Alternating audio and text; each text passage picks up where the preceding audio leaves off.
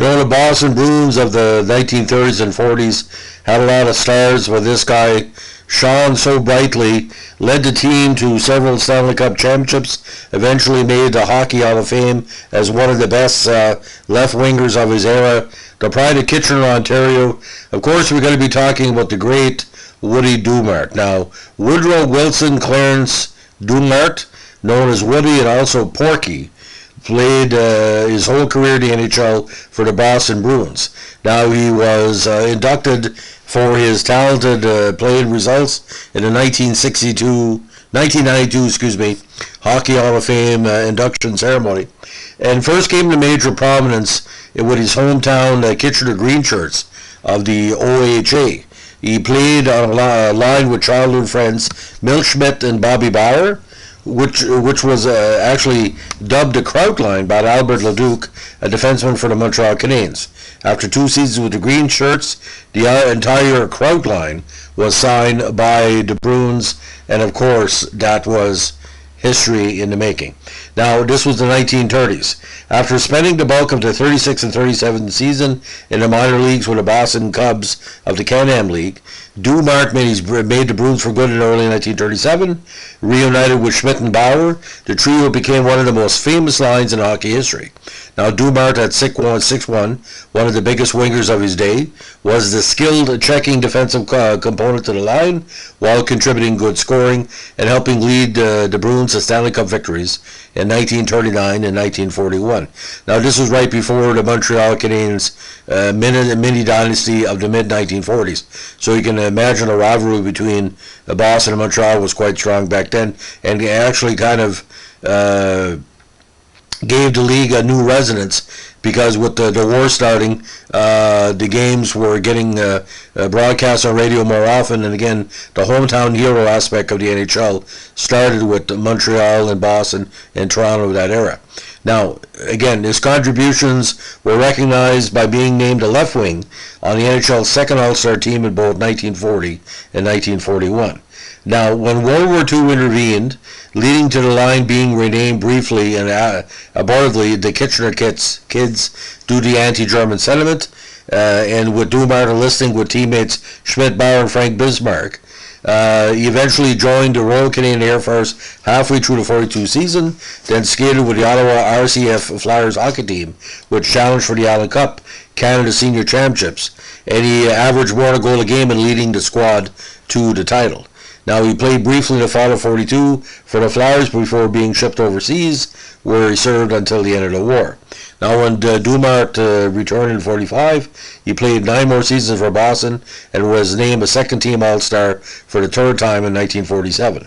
Now, his scoring skills slightly diminished in his final years, but he continued to great success up until 1954 playoffs, where he retired after the postseason. Now, he played one last stint the following season with the Providence Reds of the AHL, suiting up for 15 games before hanging up his skates for good. Now, in retirement, it was an interesting aspect. He was giving a lot back to his community, a lot back on hockey in many ways. He settled in the Boston era and remained active with numerous charitable efforts, being the longtime coach of the Bruins Alumni Association team. His 3 children were also quite involved with his life as well, Jeff, Judy, and Bruce. Now, unfortunately, on his way to Raybork Night with his son Jeff Dumart at the Fleet Center on October 19, 2001, Woody suddenly became ill with heart trouble and was taken to the hospital, where he passed away. Now, his passing, again, unforeseen, but at 84, what a life in hockey. Literally 8 decades of dedication to the sport he loved, and tremendous results in every place he played. Now, just to remind everybody, ladies and gentlemen, from 1938 to 1951, 13, 14, 22, 18, 40, 22, 24, 21, 11, 14, and 20 goals. They went from 40 games a season in 38 to the new modern era of the NHL in the 50s, and those 2 seasons with the Reds, 1937 and 1955, as part of, not say a comeback, but He didn't want to fully give up hockey. And final NHL totals, ladies and gentlemen: 771 games, 211 goals, 429 points, and in the playoffs, a big 27 points in 88 games, and of course the big playoff runs in 39 and 41. Best playoff campaign was 46 when he came back with a big 7 points in 10 games in that campaign. So Woody is missed because I know it was unforeseen with his passing, but he was giving back so much to the Bruins. Would often be interview guests on radio and television talking about that glory era. But like I said, from 1936 to 1954, and losing those years overseas, he easily could have scored 350 goals, ladies and gentlemen, 350. But what a gentleman, what a hockey legend, and what a hockey hero.